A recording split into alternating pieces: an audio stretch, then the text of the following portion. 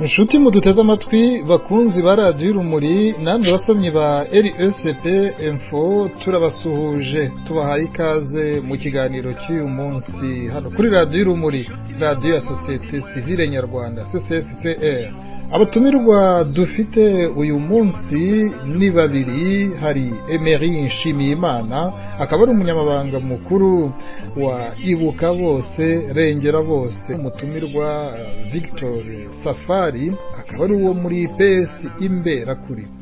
Batumirwa bacu, reka dutangire tubashimira uyu mwanya mwigomwe kugira ngo muze mu duhe ibitekerezo ku ngingo tugiye gusobanura mu kanya. Ariko mbere ya byose ndabasuhuje mbaha ikaze hano kuri radiyo urumuri. Emery Nshimiyimana, uri Orléans mu gihugu cy'Ubufaransa, urahora akomeye? Urahora akomeye Jean Claude Murindahabi, muri iyo section ya radiyo urumuri ikorera mu Bufaransa. Ndagira ngo gushimire ubutumire bwanyu mu mpaye uyu mwanya kugira ngo nshobore gusangiza abazumva radiyo urumuri ndetse n'abanyarwanda muri rusange ku bibazo muri buze kutubaza mu kiganiro tubuze kugirana, ndetse nongere mbonereho umwanya wo gushimira umuvandimwe wanjye Safari Victor uri PS Imberakuri, nawe turi buze guhurira muri iki kiganiro.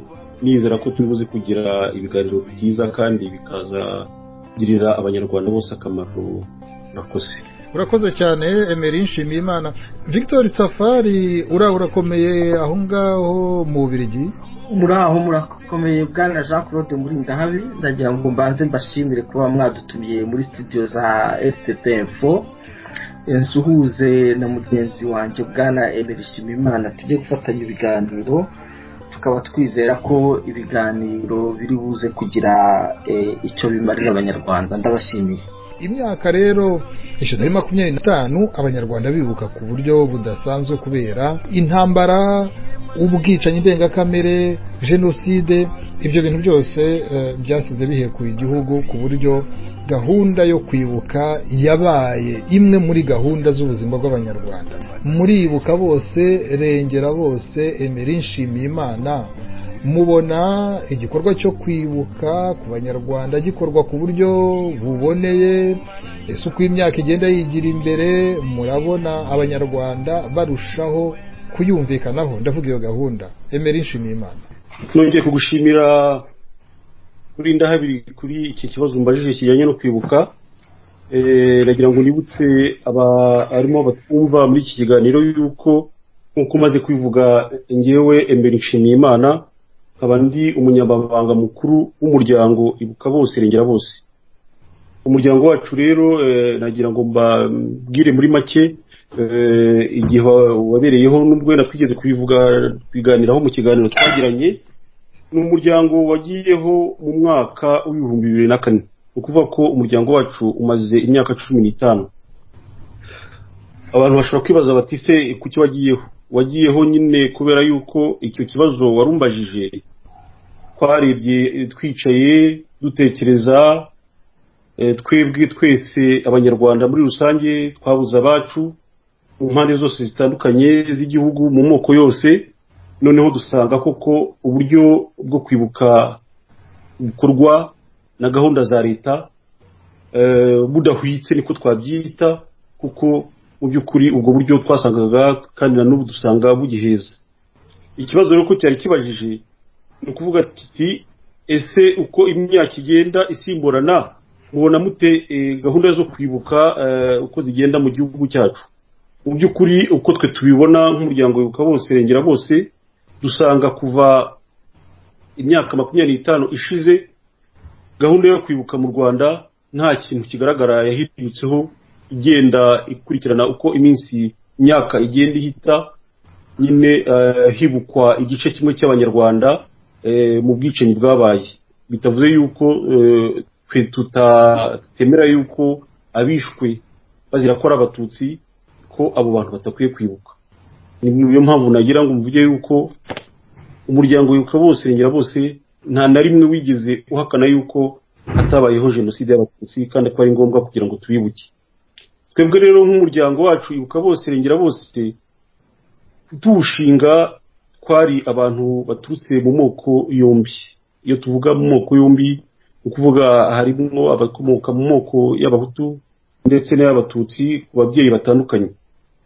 Ariko kugeza ubu ngubu nyuma y'imyaka 15 umuryango wacu urimo amoko yose, urimo abanyarwanda bose, urimo abantu bose b'imyaka itandukanye, abakuru, abasore, inkumi, ibikwerere, abana bakiri bato bifuza kuza mu muryango wacu, abo bose turabafite.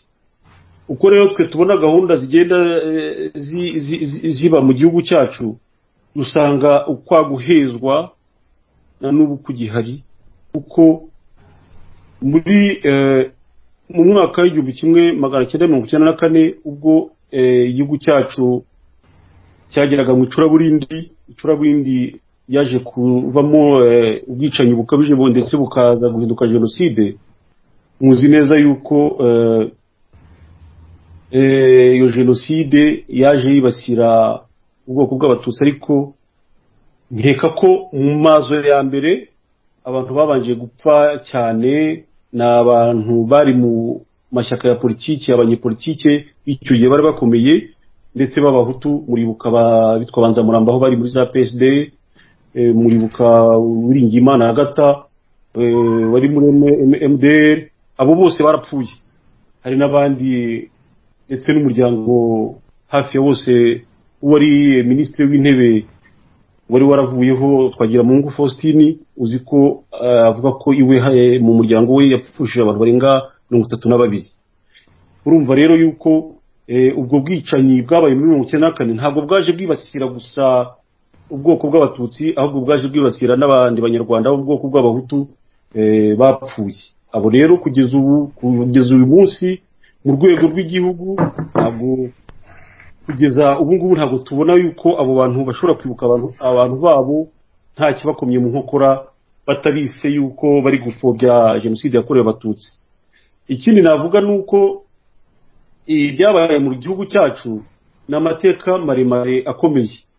Muribuka yuko ibijya kuba muri 1994 byari bije bikurikiye intambara yari maze imyaka 4, aho ku itariki ya mbere z'ukwezi kwa 10 mu 1990 abari abana b'u Rwanda koko kandi twemera yuko bari abanyarwanda bafite uburenganzira bwo gutaha mu gihugu cyabo, byagezaho bitwaza intwaro maze batera igihugu bashaka gutaha iwabo. Birumvikana intambara iraba imara imyaka 4.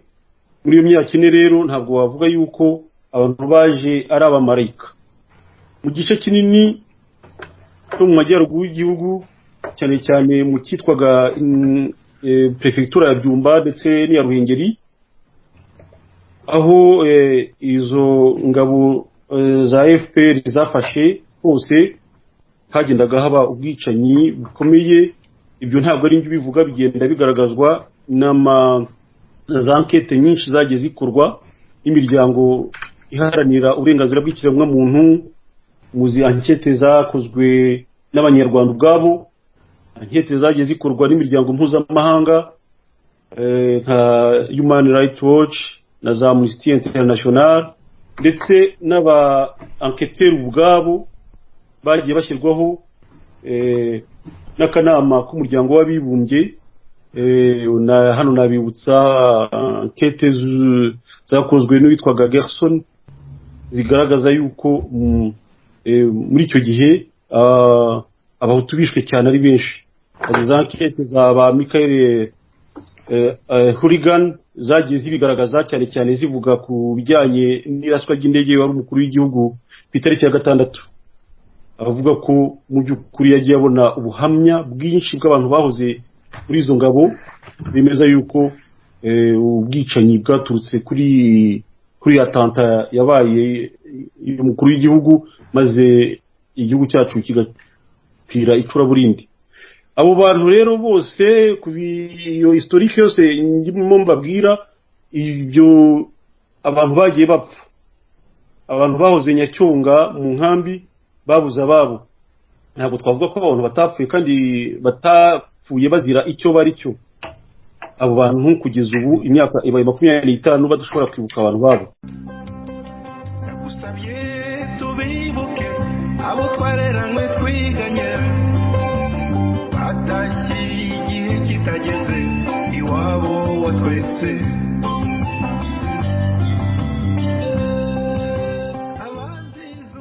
mperuka kuganira n'umwe mu bategetsi b'u Rwanda, umunyamabanga wa leta muri minisiteri y'ububanyi n'amahanga Ambasaderi Olivier Nduhungire, namubajije uko byagenda mu gihe nyine abo banyarwanda bishwe kandi itariki ngarukamwaka ikaba ari imwe. Reka tubanze twumve icyo yabivuzeho hanyuma nze kuri Victory Safari. Nakubwiye ko mu Rwanda kuba inzira y'arenganira jenoside yakorewe abatutsi nibo birukwa ku rwego rw'igihugu, ariko buri muntu, buri munyarwanda ashobora kwibuka abe bapfuye, ariko bibuka ku rwego rw'igihugu ni n'abazize jenoside yakorewe abatutsi. Victory Safari, iyo urebye uburyo abanyarwanda bagenda bibuka uko imyaka ishira, hari ikintu kimwe ushobora gushima cyabaye muri anniversaire y'imyaka 25 ishize abatutsi bakorewe jenoside bari mu Rwanda, nuko byibuze mu Rwanda ku nshuro ya mbere nabonye abacikacumu ba nyabo batanga témoignage zitandukanye, bahawe rugari bagenda bavuga ibyabakorewe, bagenda banagerageza kwerekana uburyo barokotse. Kikaba rero ari ikintu nibaza ko cyakagombye kwishimirwa, kuko mu kwibuka muri ubwo buryo byanagaragaje yuko abavuga yuko bahizwe bishwe, ariko nanone usanga harimo ababahigaga cyangwa se muri ubwo bwoko bw'abavuga ko babicaga, usanga harimo abagize uruhare runini mu gukiza abo ngabo bashobora kuba bakiriho uyu munsi wa none. Iyo ugarutse ku ruhare rwo kwibuka ku buryo bihuza abanyarwanda, byo rwose twavuga yuko bikiri kure nk'ukwezi, kuko kugira ngo abanyarwanda tubashe kwibuka kandi twibukire hamwe, nuko tugomba kuba twemeranya ku mateka y'ibyo twibuka, ndetse tunemeranya ku byo twibuka ibyo ari byo. Kugeza uyu munsi wa none twemeranya twese byibuze kuri jenoside yakorewe abatutsi bari mu Rwanda. Icyo ni ikintu twemeranyaho, ariko ku rundi ruhande hari ubwicanyi bwakorewe abahutu nk'uko mugenzi wanjye yari yabivuze, kuva muri 90 abantu binjira mu Rwanda batera igihugu, abanyarwanda abavandimwe bacu bagiye bakora ubwicanyi aho baciye hose, bakaba badashaka ko icyo kintu kivugwa kubera ko kibagaruka ku mutwe, yewe ugasanga hari n'ibindi byinshi bagishaka guhisha mu mateka, ari nabyo bizana imbogamizi zo kuba abantu bakwicara hamwe bakibukira hamwe. Kuko kugira ngo twibukire hamwe tugomba no kureba uburyo tugomba kwibuka, kuko kubera ko ibyo tugomba kwibuka ntabwo ari ibintu bimeze kimwe, ntabwo ari bimwe mu by'ukuri, kuko abatutsi bishwe mu Rwanda bazi ubwoko bwabo, bicwa mu buryo budasanzwe, kuko sinzi niba iki kintu tujya tukibaza ngo tukigarukeho, kuko abantu bishwe n'abantu bazi bari baturanye nabo, murumva tarahizo irimo na confiance ihita ishira hagati y'abantu bari baturanye bashingirana, umwe ajya kurahura umuriro mu rugo rw'undi, akabyuka noneho umunsi umwe aje afite umura avugira ati ndagushorera njye kukwica. Tugomba kwibaza icyabaye mu mitwe y'abanyarwanda kugira ngo tugere kuri urwo rwego rwo gukora ibikorwa bimeze gutyo. Aba bantu rero kugira ngo tubicaranye tuvuge tuti ni muze tujye kwibuka twese, ni ikintu gikomeye, ariko ntavuga ko kidashoboka, kandi ni nacyo cyaba cyiza kubera yuko cyaba ari intandaro y'ubumwe n'ubwiyunge. Ariko ntibishoboka igihe cyose leta iri mu Rwanda igifite ibyihisha, yewe inakora ku buryo bushobotse bwose, ku buryo igihe cyo kwibuka jenoside yakorewe abatutsi mu Rwanda ntabwo kiba ari igihe gusa cyo kwibuka jenoside yakorewe abatutsi mu Rwanda, ahubwo kiba ari n'igihe cyo gukora ikintu kimeze nka deshumanisation, donc ikintu cyo kwambura ubumuntu abahutu. bakaberekana nk'inyamaswa, bakaberekana nk'ibicibwa muri sosiyete, kandi bakabafata bose bakabashyira mu gatebo kamwe. Ibi bintu rero bikaba ari ibintu bikomeye cyane kubera ko bifite n'ibindi bintu bihishe hejuru y'amateka yacu nk'abanyarwanda, kuko mu bicanyi b'impande zombi, baba bicanyi bari bavuye mu ngabo z'inkotanyi bicaga, baba n'abicanyi bagaragaye mu gihugu cyane cyane bakunze kwitirwa interahamwe ariko batari interahamwe. Muri aba bicanyi bombi hari harimo amoko yose. Ni ukuvuga ngo mu nkotanyi harimo abahutu n'abatutsi, nubwo wenda ushobora kwicara ukavuga uti abatutsi ni majoriteri muri izo nkotanyi. None no muri za nterahamwe harimo abahutu n'abatutsi, nubwo ushobora kwicara ukavuga uti abahutu ni majoriteri muri izo nterahamwe. Ariko noneho abo bantu bose bakoze crime zibasira ubwoko, bakoze ibyaha byibasira ubwoko, babitegekwa cyangwa se babwirizwa n'abayoboraga ibyo bikorwa. Iki kintu kikaba ari ikintu gikomeye kugira ngo abanyarwanda bazabashe gufata ayo mateka tuyacagure, noneho tubashe kwicara hamwe tuvuge tuti noneho kwibukira hamwe birashoboka, ni nayo nzira nziza tubona ishobora kutwunga. Ariko tumaze kwemera ko ibintu byabaye nuko byagenze. Ariko kugeza uyu munsi wa none ni ukuvuga ngo ya leta ishaka kwibuka iteranya, ihembera inzangano, itanya umuryango nyarwanda, ni nabyo biha ingufu zo kuguma ku butegetsi, kandi ikarenga igakora ibyo bikorwa ikabizana no hanze, igakora ku buryo no mu Bufaransa bibuka, no mu Bubiligi bibuka, ahantu hose bibuke, ariko bibuke bagira abahutu inyamaswa, banabaheza muri ibyo bintu byabo byo kwibuka cyangwa se banitandukanya nabo.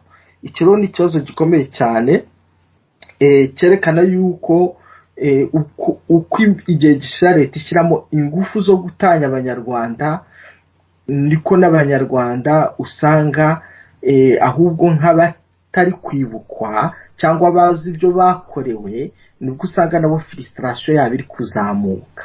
Uburyo mbivugamo byo kwibukwa baheza abandi, ntabwo ari ukuvuga ko igikorwa cyo kwibuka kiba cyagiye mu bwoko bumwe. Hashobora gusanga harimo n'ubundi bwoko muri icyo gikorwa cyo kwibuka, nta nubwo bakora itangazo ngo bakumire bavuge bati ntagire umuhutu uzaza kwibuka. Ariko birakomeye kuvuga uti ngwino twibuke abatutsi bishwe muri jenoside yabakorewe, ariko we w'umuhutu ntabwo turi bwibuka bawe, yewe nunahagera turavuga ahubwo ko ari namwe mwatwishe. Ubwo rero urumva muri icyo gihe ni ukuvuga ngo muri iyo mihango ntabwo impande zombi ziba zibonamo. Ntabwo mbona impamvu zo gutandukanya abantu biciwe mu gihe kimwe, umunsi umwe cyangwa se meme muri periode imwe, kujya kubatandukanya bigeze aho ngaho niba nta mpamvu n'imwe ihari cyangwa se niba nta nyungu leta ifite yo gukomeza gucamo abanyarwanda ibice. Ni robite impamvu babikora kuri no kugira ngo bakomeze batatanya abantu bo kuzagera aho ngo bamenye ibyabaye, bumva akababaro bakumve kimwe. Kubera ko icyo mbabwira Jean Claude ni kimwe gikomeye cyane, nuko ubu hari urubyiruko rugenda ruvuka. Twebwe wenda hari ibyo tuzi twabaye muri urwo Rwanda, byabaye tureba duciye akenge, ariko hari n'abagiye bavuka nyuma badafite amakuru na makeya, bafite amakuru bahabwa na leta kandi leta ifite ikigamije. Ni ukuvuga ngo turi kwinjira muri ya faze yo gukomeza kureba uburyo batatanya abantu kugira abo bashyira imbere n'abandi bamera nk'abo bashyira inyuma. Ni ikibazo rero kitagomba kurebwa nk'icyoroshye. Mu minsi yashize twagize abatumirwa babiri babaye mu gisirikare cya FPR inkotanyi cyitwaga APR, Jabo Akishuri na James Munyandinda, yari umwe mu barindaga Paul Kagame, ubu nyine ni perezida w'u Rwanda. Ntabwo nzi niba hari plan yari yarateguwe yo kuvuga ngo bice abantu aba n'aba. Cyokora nzi ko uyu muntu aba gatunza agatoki baba bamubeshyera bavuga ngo ni interahamwe yaricwaga.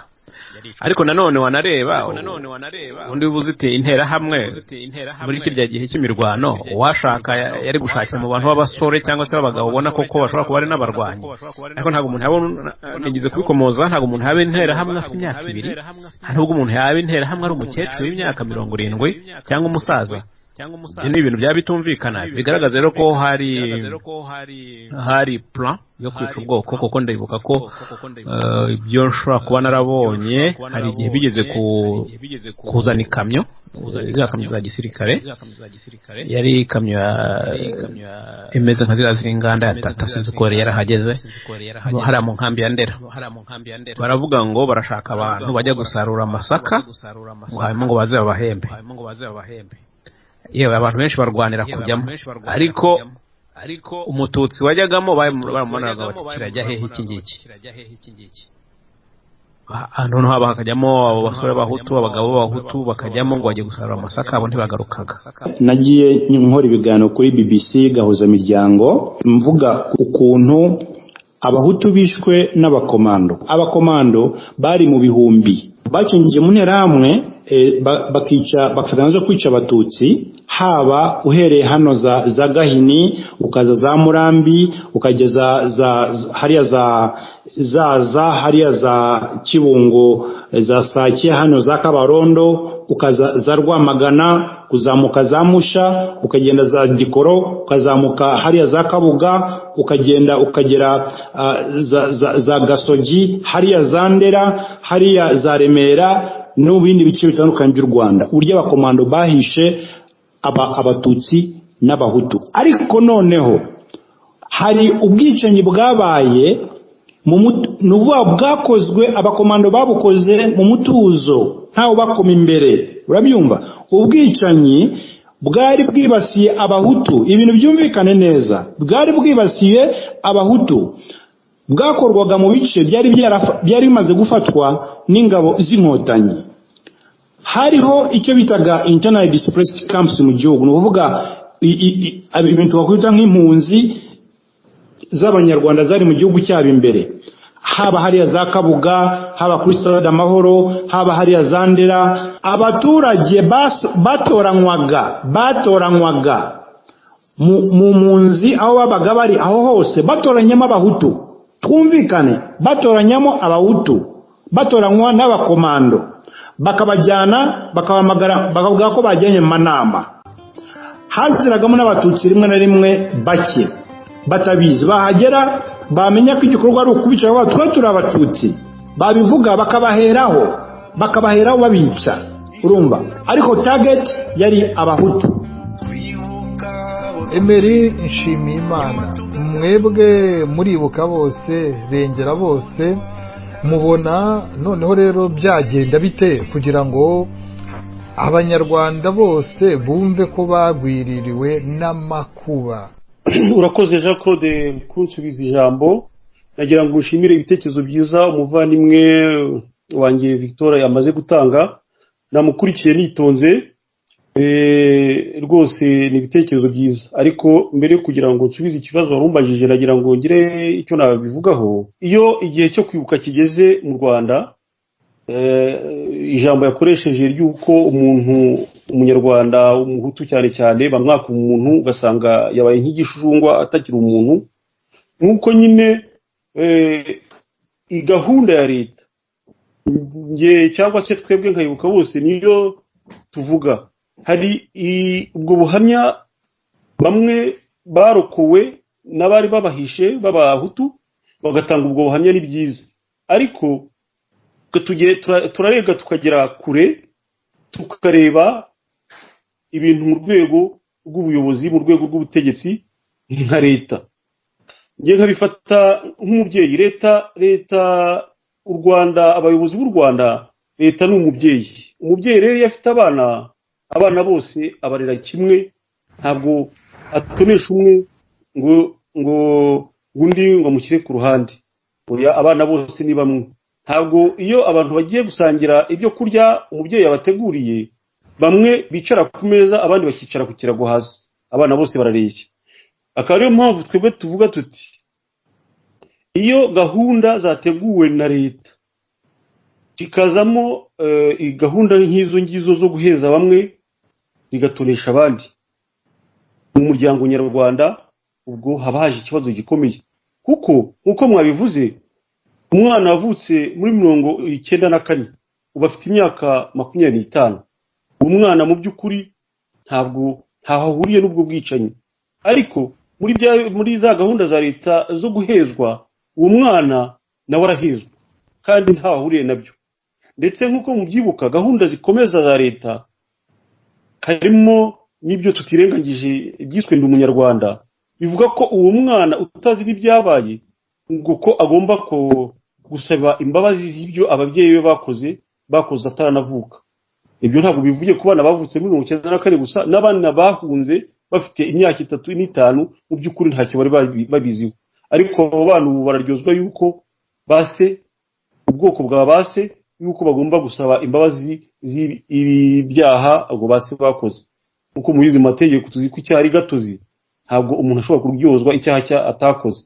Uretse yuko uko guhezwa iyo kubaye institutionalize, uburyo gushyizwe mu ubutegetsi akari bwo bubikora, usanga ari ikibazo gikomeye cyane, ndetse kizatera n'ibindi bibazo bikomeye mu gihe muri za generation ziri kuvuka zizaza mu myaka iri imbere. Ubwo rero icyo nashaka kubivugaho nuko twebwe nk'umuryango Ibuka Bose Rengera Bose, nk'uko babivuze, bakubwiye yuko mu muryango wacu abatangije umuryango bakomoka muri ayo moko yombi. Ugasanga ni ikibazo nyine iyo ugiye mu muryango umwe ukomokamo w'abahutu, ugasanga ntibashobora kwibuka babo umunsi wo kwibuka umuntu wapfuye kuri icyo gihe. Ubu nabaho urugero, wenda nifashe urugero, ubu mfite ubona kwita oncle wanjye wapfuye muri 1994 mu ijoro ry'uwa gatandatu, donc le 6 avril wapfuye icyo gihe. Ubwo se sinzamwibukiye. Noneho nkagira abandi bakomoka kuri kote yindi yo mu bahutu bapfuye barashira, abo bo sinjye nabatekereza, uretse ko bakira mu mutima wanjye kuko mbona gahunda za leta zitabitayeho. Ubwo se bizagenda biti? Noneho twebwe muri Ibuka Bose Rengera Bose rero, nyuma y'imyaka 25 ishize, twakomeje kugerageza kureba, kwiga umuryango nyarwanda, twiga ibibazo bigenda bivuka, turavuga tuti iri hezwa rigenda rishyirwa mu buyobozi ni nk'ikirunga kizageraho kikaruka, cyangwa se indwara nakwita indwara nka kanseri abanyarwanda bazarwara ariko bakazagira ikibazo cyo kuyivuza ku buryo itazakira ikabahitana. Bavuga tuti reka dufatirane hakiri kare tubitangarize abanyarwanda bose bamenye ihezwa riri mu muryango nyarwanda kandi ikozwe n'ubuyobozi. Akari mu rwego umuryango wacu Ibuka Bose Rengera Bose, ubu twatangiye gukora umushinga, ndetse mu minsi iri buze tuzabatangariza umushinga muremure cyane tuzatangariza abanyarwanda twise apartheid mémorielle et judiciaire. Iyo apartheid mémorielle et judiciaire rero nta kindi iravuga uko guhezwa kw'igice kimwe cy'abanyarwanda, kandi icyo gice kimwe cy'abanyarwanda nacyo kigomba kwibuka babo. Ndetse niyo tugiye tugakomeza muri uwo mushinga wacu, twerekana yuko kuva mu mateka y'u Rwanda, mu mateka y'uko u Rwanda rwabayeho, abanyarwanda nubwo bagiraga ibibazo baricaraga bakaganira, maze ahari ikibazo bakagikemura, ari byo bitaga gacaca ya kera. Bakajya ku musozi bakicara, maze uwakoze icyaha bakamuca icyo kiru ariko kigatuma abantu bahura bakongera bakabahuza, maze abantu bakongera bakabana. Siko bimeze ubu ngubu rero. Gahunda za leta ziriho nizitandukanya abantu muri urwo rwego cyane cyane rwo kwibuka. Ugasanga rero ibyo ngibyo aho bishya bishyira ari uko bizatuma mu mitima y'abantu hazamo urwango, urwo rwango rukazabyara ikindi kintu kitari cyiza mu bana b'abanyarwanda. Bityo rero twabireba twavuze ati reka dukore uwo mushinga, twereke isi, twereke amahanga, twereke ubuyobozi buriho yuko ibyo bintu bakora atari byo. Umushinga rero dufite ibyo dusaba leta, ariko ikintu cya mbere dusaba leta nuko nkuko mu muco nyarwanda babitubwira, nuko iyo ikibazo kivutse mu muryango abantu baricara bakakiganira, nkuko nari maze kubivuga. dusaba yuko leta y'u Rwanda yategura ibiganiro bihuza inzego zose z'umuryango nyarwanda, zaba inzego za politike, zaba inzego za societe civile, inzego z'abakurambere, abantu bashesha kanguhe, maze iyo initiative igakorwa ku buryo abantu bose bicara, nkuko nigeze kubivuga mu kiganiro twagiranye cyashize, abantu bakicara bagacocagura ibibazo bibareba, bagasasa inzobe, tukabwizanya ukuri, twabwira tuti hirya gihe ubwo bicaga abangaba hari n'abandi bapfuye nabo ubu ngubu imitima yabo itishimye yuko abantu babo batigera na rimwe babatekereza cyangwa babavuga, kuvuga bati rero tuzibuka abangaba abandi nabwo muretse tubashyize mu rundi rwego, ubwo muzaba mwibuka banyu ariko abacu twabanje kubibuka. Ibyo ngibyo ugasanga mu by'ukuri ari ibintu cya gisebe cy'umufunzo kizarwara ntigikire niba tudafashe ingamba vuba na bwangu zo kugira ngo abantu bicare baganire barebe uburyo ibyo bibazo biri mu muryango nyarwanda byakemuka.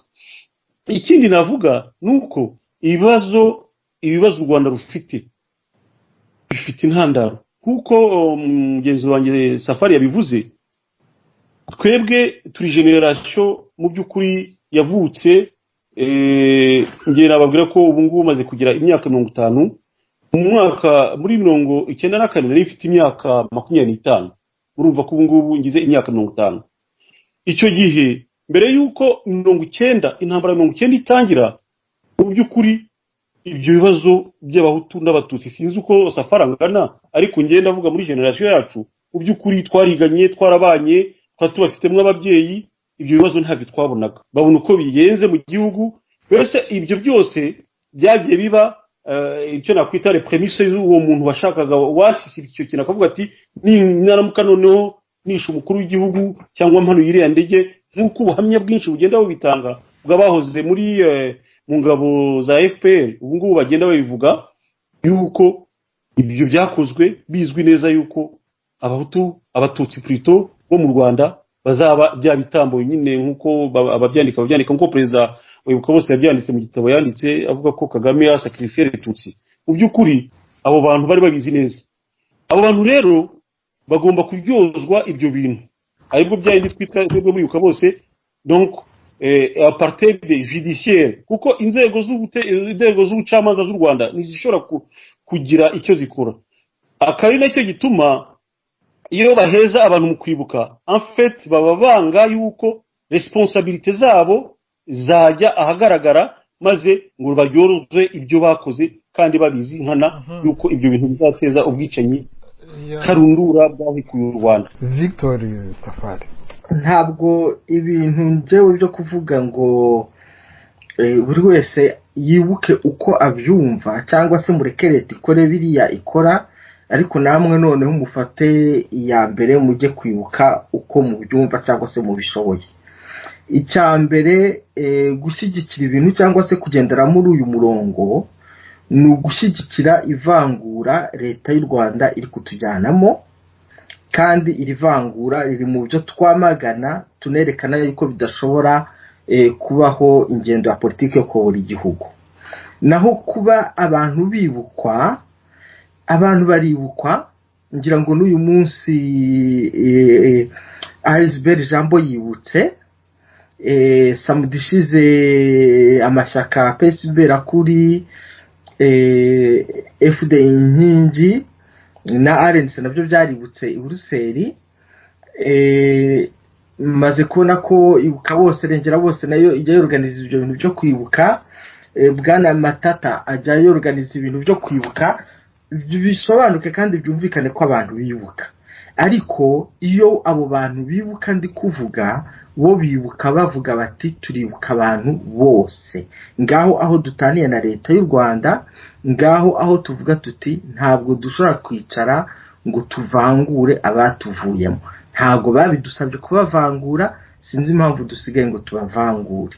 Iki kintu ni ikintu cyo kwitondera cyane. Ikintu tugomba gusa kuvangura no kuvuga tuti commemoration zirabaye, ariko ibyo twibuka biratandukanye. Ibi bishobora gukorwa mu buryo bwiza kandi bwumvikanywe, ariko kubera ko abakoze ubu bwicanyi cyangwa se ababuteguye banazi impamvu yabwo, hari impamvu ituma badashaka yuko abantu bajya hariya ngo bavuge ibintu uko byagenze byose korekito. nkaba rero nibaza yuko ikintu cyose kitujyana mu macakubiri cyangwa se kudashyira hamwe ntabwo ari ikintu cyo gushyigikira, ntabwo yaba ari politike nziza. Ndabashimiye. nagira ngo ngire akantu nakongeraho yenda komye urusyo bakoma n'ingasire. uwo Rudasingwa we anagera kuri avuga yuko habayeho jenoside yakorewe abahutu. twumva uko Dr Theogene Rudasingwa yabitangarije BBC ko tuzi ko umuryango w'abibumbye cyangwa se inkiko ari bo bonyine bemeza jenoside, tukaba tuzi ko ntaho umuryango w'abibumbye uvuga ko hari jenoside yakorewe abahutu. mwebwe mufite bushobozi ki bw'amategeko bwemeza ko iyi jenoside yakorewe abahutu? icya mbere ni uko tumaze igihe iyo abantu babishyizeho umwete n'ubushake bakareba ibyo umuryango mpuzamahanga wagiye uvuga, cyane cyane n'iyo Loni, ukareba amaraporo yagiye akorwa, nubwo amwe atagiye asohoka cyangwa se ngo abyemeze, ariko iyo uciye muri mapping report ugaca mu maraporo ya uwitwa Robert Gato, ugaca mu maraporo yakozwe na ba Robert Gasoni, ukareba nyine ibyabaye mu Rwanda bya Kibeho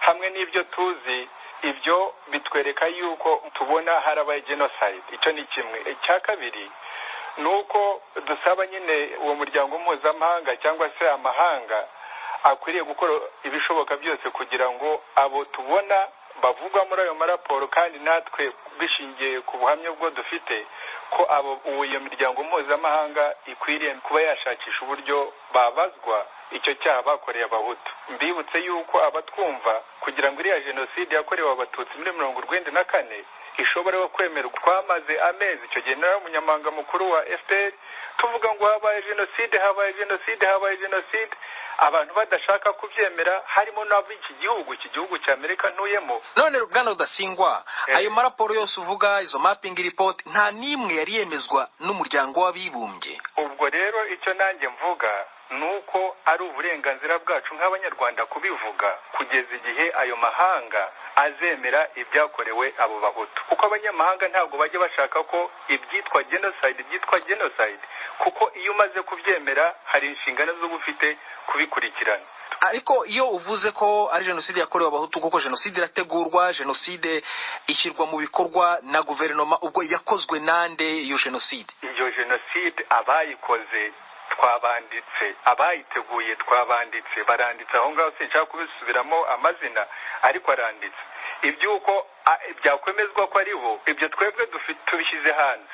ubwo wenda bizamara umwaka umwe, imyaka 2, 5, 10, amaherezo ayo mahanga uvuga niyo azashobora gushyiraho uburyo icyo kintu kizemerwa koko ko ibyo tuvuga ari ukuri, ko hari jenoside yakorewe abahutu. mu itangazo ryanyu muravuga ko byakozwe n'abantu bari muri FPR ndetse muri leta yo muri 1994, ariko iyo leta namwe mwari muyirimo. kuki ubu bivuze aka kanya Bwana Rudasingwa? igituma bivuze sinashobora kubivuga nkiri muri iyo leta. kubera iki? wagira ngo nkiri muri leta ya Kagame nkavuga ngo iyi leta ngo yakoze jenoside, icyo ni icya mbere. ariko icya kabiri, none nimba uzi ko ari ukuri, kuki utakwemera gushyira ukuri ahagaragara bone nubwo wagupfira? noneho ndabivuze kuko ukuri guca mu ziko ni gushyira, niko abanyarwanda bavuga. njye sinzigera ntinya kugera imbere y'urukiko urwo ari rwo rwose ruzaba rubaza ruti, Rudasingwa nawe muri 1994 wari muri iyo leta, ibyo uzi ni iki, ibyo wakoze ni iki? njyewe nzisobanuraho. Emery Nshimiyimana, iyo jenoside yakorewe abahutu akaba ariyo nkeka yuko ubutegetsi buriho bukurikije ibyo buzi bwakoze, haba mu bwicanyi bwaturutse muri 1990, haba mu bwicanyi bwakomeje mu gihugu hagati, haba mu bwicanyi bwagiye buba hirya no hino mu mpande zitandukanye z'igihugu. wigeze gukomoza ku matariki ya 22 Mata, ubwicanyi bwabereye ikibeho, ubwicanyi bwabaye muri Kongo muri 1997. ndakeka ko ubwo bwicanyi bwabaye ikibeho, ubwicanyi bwabaye muri Kongo, ntabwo navuga nka General Ringiro wagiye kwica abantu ikibeho atarazi neza yuko abantu bahungiye ari abantu batinyaga icyo bita represailles z'abantu bari baturanye bakabica bazi ko ari abahutu. ntabwo wambwira yuko abantu bagiye kwitwa muri Kongo, abantu bagiye kubica batari bazi neza ko ari abahutu. akari naho nkeka yuko Theogene Rudasingwa yabivuga, abavuga ati hari jenoside yakorewe abahutu nayo igomba kwibukwa. iyo jenoside rero ikaba yemezwa n'amaraporo menshi muzi raporo mapingi ivuga ibyo muri Congo. Gusa icyo navuga nuko yenda mubabare n'inkoresha icyo bita ngo fond de commerce.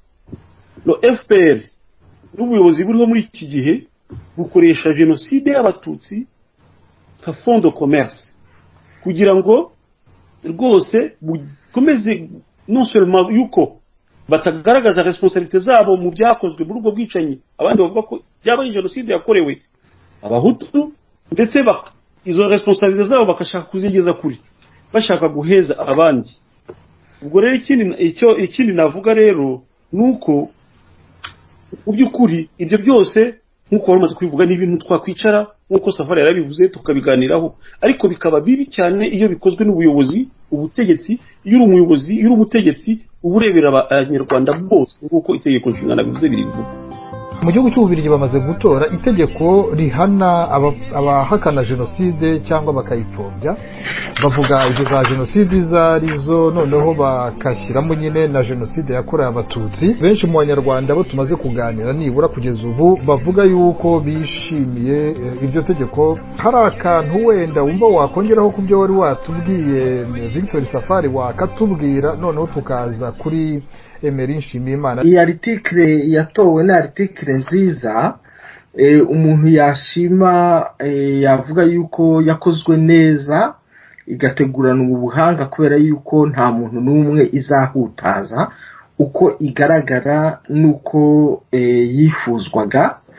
Ntabwo leta izabasha kwikoresha ngo ibe yagira abo ihungabanya cyangwa se ihohotera ivuga ko bapfobya jenoside cyangwa se bayihakana, kuko mu by'ukuri nta n'abahari, kandi itegeko ubwaryo rirasobanutse. Kikaba rero n'ikintu twishimiye twebwe ku ruhande rwacu, byaba abakora politike cyangwa se abaharanira impinduka hano mu Bubiligi cyane cyane, kubera ko iri tegeko ari twe rireba. Tukaba twararyishimiye kuko natwe ntabwo twifuza ko hari umuntu upfobya jenoside yakorewe abatutsi bari mu Rwanda, cyangwa se ngo ayifate ayigire igikinisho nk'uko hari abashaka kugira igikinisho baherereye i Kigali. Ndabashimiye. Urakoze cyane Victor Safari kuri ibyo bitekerezo. Reka rero dusoreze kuri Emery Nshimiyimana. Mwebwe mumaze kumva ririya tegeko ryatowe n'Ababiligi rihana uwahakana cyangwa uwapfobya jenoside yakorewe abatutsi n'izindi jenoside zashyizwe muri iriya tegeko, mwebwe mwabyakiriye mute, mubibona mute? Murakoze Jean Claude. Iryo tegeko mu by'ukuri ndagira ngo wenda ntatinze cyane, murabizi neza yuko ari umusenateri wo mu Bubiligi wavuze ko bagiye gutora iryo tegeko. Noneho abana bagize cyangwa abagabo bakiri bato bagize association ya Jambo basaba ko haba ibiganiro kugira ngo bariganireho, ariko muzi uko byagenze, ibiganiro barabibimye. Ariko muri uko kwimana ibiganiro nasubira inyuma mvuga nti ibyo byose bituruka ku buyobozi buriho mu Rwanda, kuko muzi yuko mu Rwanda ukopfuye wese, uvuze wese, bavuga ko afite ingengabitekerezo ya jenoside, ku buryo nabyo bayishyize mu mategeko y'u Rwanda. Ni ukuvuga ngo uwo bumva atafite intero imwe nabo wese bamurega yuko afite ingengabitekerezo ya jenoside. Noneho rero bakoresheje rero za lobbying bagenda bakora, habyandi mu Kinyarwanda twavuga ati uhagarikiwe n'ingwa aravoma, kuko kuba ubutegetsi bwa FPR bukiriho kugeza ubu nuko izo ngwe zikibahagarikiye kugira ngo bashobore kuvoma, kandi bavoma hakurya turabizi. Noneho rero bagakora lobbying bavuga bati hanze harimo abantu bavugisha ukuri, harimo abantu bavuga ko abantu bagomba kwibuka abandi babo. Noneho rero muze tukore lobbying tujyane no mu mategeko yo mu bindi bihugu, kuko nta kundi bari kubikora, ko yo tuba mu Rwanda bo bari wakopfura bakavuga ati ni ingengabitekerezo bakagufunga cyangwa bakagurisha icyo bashaka. Ariko dukoresheje ba bantu bacu badukorera za lobbying, reka duhitishe rero tegeko ariko ritanaganiweho, maze abantu bajye babafata ukopfuye wese nkuko mu Rwanda bigenda bamucecekeshe. Ariko icyo dushima twebwe nkayibuka bose ngera bose nuko burya kirya gikorwa abana ba Jambo bakoze, bari abasore bari abagabo bakiri batoya bakoze ba Jambo, nuko cyatumye iyo nteko ishinga amategeko y'Ababiligi ibitekerezaho, bigatuma iriha ubugororangingo, yenda abantu batanzeho ibitekerezo, bigatuma iryo tegeko risohoka nibura risa neza ku buryo ntawe izabangamira. Icyo tubivugaho rero nuko natwe turishima, ariko kuba turishima ntabwo bivuze ko bikuyeho nyine gukomeza kutubangamira mu Rwanda rw'ejo twifuza, ari rwo narwo tuvuga tuti aho kugira ngo bagushinje ibyo utari byo, udahakana jenoside, utahakana ko ubwicanyi bwabaye, ariko uvuga uti uko Imana yaturemye twese, umuntu n'inkundi, twese tuvasa, niyo nayo siroga yacu, twese tuvasa, ububare bw'undi ni kimwe n'ubw'undi, muze twicare turebe ko twese ububare bwacu twabushyira hamwe maze tukumvikana, tukubaka umuryango nyarwanda udaheza, tukubaka igihugu cy'ejo kizaza buri wese yumva yisanzuye mu bitekerezo, mu mikorere no mu buryo ubwo ari bwo bwose. Iryo tegeko rero nk'uko mugenzi wanjye amaze kubivuga, natwe twararishimye, ariko ntabwo twebwe tuhagarariraho. Muri uyu mushinga wacu nababwiye, turifuza yuko ni ubwo bugororangingo bundi buzaba no mu mategeko menshi yagiye atorwa n'inteko nshinga amategeko yo mu Rwanda, twabiganiraho maze ibyo byose bigahinduka, none tukubaka u Rwanda nyarwo, u Rwanda buri wese yiyumvamo ntacyo yishisha, ntacyo atinya, ndetse buri wese ashobora kuvuga icyo atekereza nta rimuniga, kandi yumva ko ejo cyangwa ejo bundi nta ngaruka zabyo azagira. Mbashimire cyane Emery Nshimiyimana, uri umunyamabanga mukuru wa Ibuka Bose Rengera Bose. Wakoze rwose uyu mwanya wahaye Radio Urumuri na RSP Info n'ibitekerezo wagejeje kuba duteza amatwi. Wakoze cyane nawe Victor Safari ku bitekerezo twungura kuri ziriya ngingo ebyiri twaganiriyeho. Uri umunyamuryango wa PS Imberakuri. Mwese rero abadukurikiye, uwagira igitekerezo yatwungura, washaka kunganira abatumirwa bacu cyangwa n'uwagira ikindi yatugezaho, mikoro irafunguye, kuko ino radio ni radio yanyu. Igihe icyo ari cyo cyose mushobora kutwegera mukatugezaho ibitekerezo. Bifurize ibihe byiza aho muri hose, naho utaha.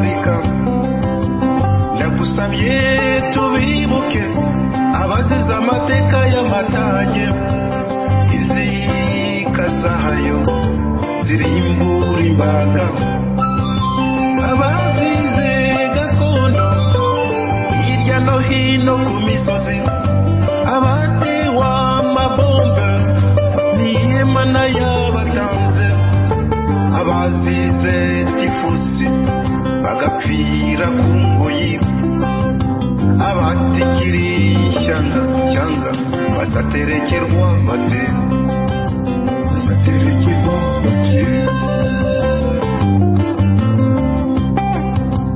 ibibondo malayika imitima izira inenge, yewe ntabwo nemera kubagira Imana ibishaka, mfite agahinda kenshi kabibagiranye, abapfuye bahagaze, abatagira kiburira, abaziza maherere, abaziza karengane, abazira kagambane, n'ihema nibatanga, abatotezwa bose n'ihema nibatanga, abifashe mapfubyi n'ihema nibatanga, abarara rubunda n'ihema nibatanga.